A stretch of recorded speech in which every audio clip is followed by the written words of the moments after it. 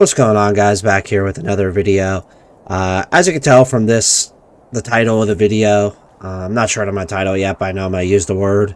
We're going to be talking about addiction today, and from my perspective, I'm not a counselor or anything like that. I'm just giving it from my life perspective and what I've taken away from the topic throughout my life. So we're going to talk about some sensitive things, so I'm just saying now it's alright if you want to click away, but I am going to talk about some things so in relation to addiction. So if this is a sensitive subject for you, feel free to click away. I totally understand that it can be very sensitive to a lot of people, including myself, because I've seen it. I've have very, very close family members that have dealt with it. I've seen it from all angles, so and that's not saying I'm an expert on it or anything. I'm just going to give from what I've seen, and I feel like I've seen a lot of it. So, and I know a lot of people have seen more than me or less than me, but I feel like everyone's been exposed to it, so I'm just going to give my synopsis on it. So, without further ado, let's get into it here. I don't really have a goal Minecraft-wise for the video, so I'm probably just going to fly around and talk and walk around and look at stuff. So, hopefully you find that entertaining. So, I think with addiction, let's first acknowledge it can come in a lot of different forms, a lot of different types of addiction, some worse than others. I know a lot of people deal with it in different ways, and I don't mean some worse than others. I just mean, like, I guess they're all in a spectrum of how they're worse than others, but like, I don't think anyone's gonna argue that, like, if you had to pick which one you'd be, this is really bad. This is, like, kind of insensitive to say, but it is what it is. I'm just trying to illustrate a point. So, if you had to pick, you probably would rather be addicted to cigarettes than be addicted to crack cocaine, for example. That's just, what it is. If you disagree with that, I'd love to know why in the comments. Maybe I'm missing a point, but I'd say that 99.999% of people would rather be addicted to cigarettes than crack cocaine. So, let's talk about the types. I kind of want to talk about the modern ones first that kind of evolved within the past, 15 years, 10 to 15 years, due to technology. I think social media addiction's big. I think that video game addiction's big. Addicted to watching TV, addicted to anything like that, media in general. I think that food addiction's very, very big. Junk food is very addicting. I mean, these companies design the food purposefully to be addicting, which is sad, but that's just the reality of the world we live in. It's a lot of bad things happen, but let's see what else here. Let's move on to some that the next step, not next step up, but just a different category. Things that are like chemical substances that are available to buy at the stores freely. Nicotine's a big one. Obviously, smoking, tobacco. Zin's a big one right now that I've seen a lot. A lot of people are into Zyn. Vapes, obviously. I kind of fall into that category of the caffeine one. Like, I'm not saying caffeine's like a bad addiction, but like, I know I'm fully, like, my brain's dependent on, I can't like function in the morning without having an energy drink or coffee, usually coffee. But yeah, I know that I'm definitely have a addiction to that. So, but I use it as a tool to help me, but I still know my brain's dependent on it at this point because I've done it for so many years. But let's see what else. You know what? I'm just gonna go through these buildings, and be nosy of people's stuff. So that's what we're gonna do for this video. Minecraft wise, alcohol is a big one. God, there's where I live. I mean, in America, I don't want to say where I live. I mean, that's all around the world. Alcohol is so widely people. I mean, I've seen it destroy lives. Firsthand. I've seen it destroy lives, not my life, but like very close family members. And the weird part about alcohol is some people are like functioning with alcohol, like they can um, drink alcohol and live and function in society, which is strange in itself. But and when I say function, I mean like they can go to their job and work, and then that's about it, and have enough money just to fund the addiction. But I have to go back to the house. Sorry, guys. I know I need more food, um, and rockets. But alcohol's a big one. Uh, I'm over the legal drinking age, and I know the negative. I mean, I'm not gonna say I'm not gonna act like a goody two shoes. I drink alcohol, um, not like on a regular basis, but I'd say like maybe like once or twice a month. I do. Um, Nothing wrong. I mean, if you can handle it, nothing like. Obviously, I had to pick between not drinking and drinking. Like, obviously, you shouldn't drink, but it is what it is. Um, Not going to say not to enjoy your life and not have fun, but just know that there's a lot of negativities that can surround it. And if you know have a personality type or some sort of genetic thing that where like you can become, it can cause a lot of serious issues in your life. So we'll just leave that at that. But um, so yeah, moving kind of up. I'm just gonna lump them all together, even though they're all very different. Like hard drugs, cocaine, like stimulants like that, meth. We'll throw in prescription drugs in that category, so like ADHD medications, OCD, anxiety medications, like stuff like that. Um, and then we have the ones like opioids, like fentanyl, Vicodin, morphine, uh, heroin, stuff like that.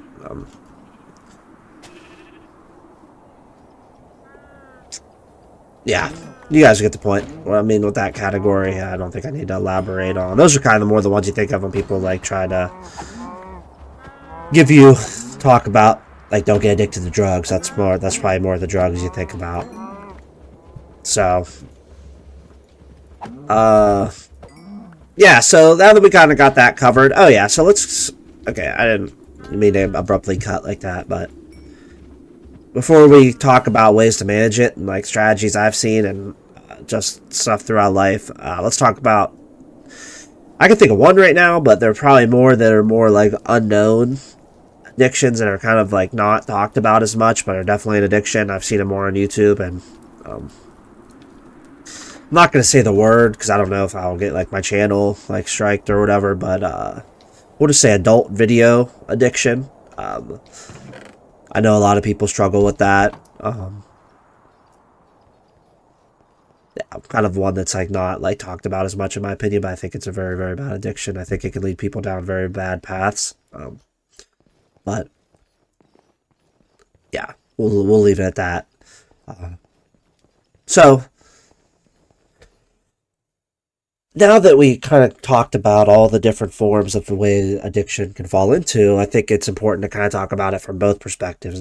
From a person that's not addicted but has people in their lives that are addicted to stuff and have addictions and are suffering, and then the perspective of if you are addicted to something. We'll start with if you have family members in your life that are addicted.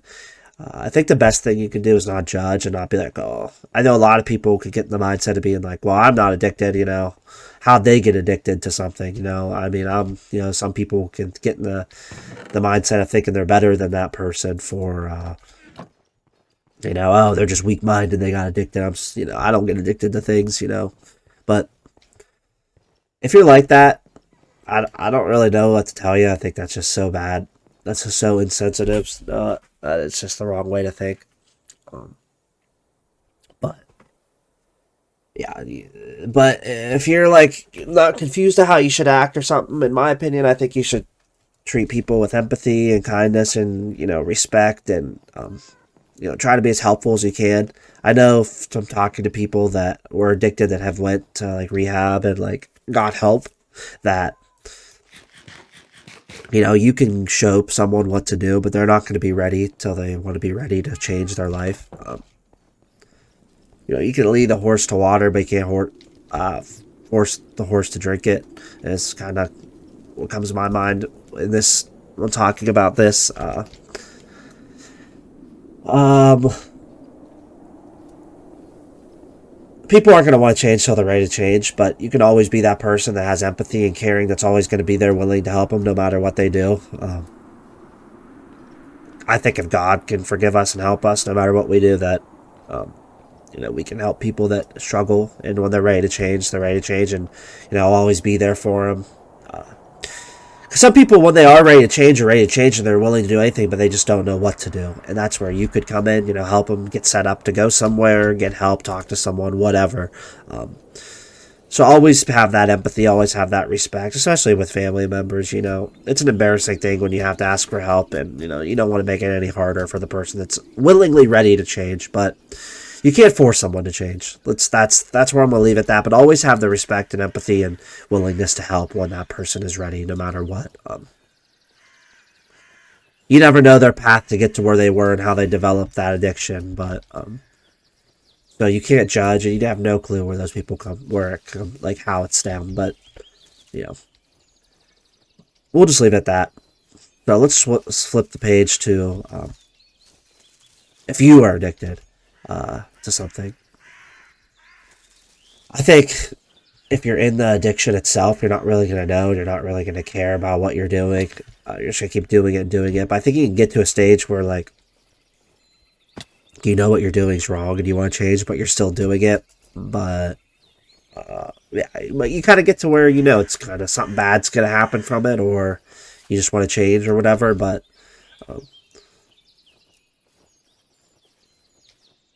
yeah, I think that could be kind of the next evolution. But I think that after that, it gets to a point where you want to change and be better. But, you have so much shame, so much guilt. It's like, why did this happen to me? Like, I'm such a bad person, or this or that. Or, this could be so embarrassing if I have to talk to someone. Or even if I know I can handle it myself and, get the help I need. I'm so guilty, so embarrassed internally that this happened to me and whatever. It's like, you can't do that. You can't have shame. Shame is so bad. Like, I think the best thing is just like, I'll forgive yourself for what happened. Allow what happened to, just allow what happened to what happened, and know that it's not your fault. Obviously, something happened, and just be grateful that you got to the point in your mind where you want to change before something really bad did happen. And unfortunately, bad things are going to happen. People are going to overdose. People are going to suffer. People are going to, pass away and die from these things, but or go to jail or whatever. But I think if you can get to the point where you need help or want help, that's a really good spot. And just forgive yourself. Forgiveness and forgiving yourself is like the biggest thing, in my opinion. Don't hold shame, because if you have shame, you're just going to keep beating yourself up, and it's just going to get worse and worse, and you're never going to have enough strength to get better. So, yeah, I think that's the big thing. And don't be afraid to ask for help if you need help.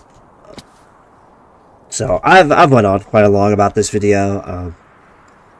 I know I didn't hammer on all the points. I know this is such a multifaceted subject, but I kind of just gave a brief overview from my perspective. Any of this isn't fact or what you should do or not. I'm just saying, like, what I've seen work for people, and just what I've learned and picked up over the years. So if this video resonated with you or whatever, just leave a like.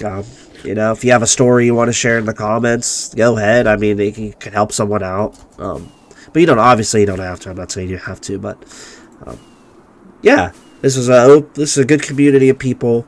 Join Discord if you want. We're all chill and laid back. People are always talking in there, helping each other out. We play Minecraft. We have a server. It's pretty chill. But if you're into this kind of vibe, into this kind of talks, yeah, just feel free to talk and join Discord. And I appreciate you listening this far if you did. And yeah, have a good day.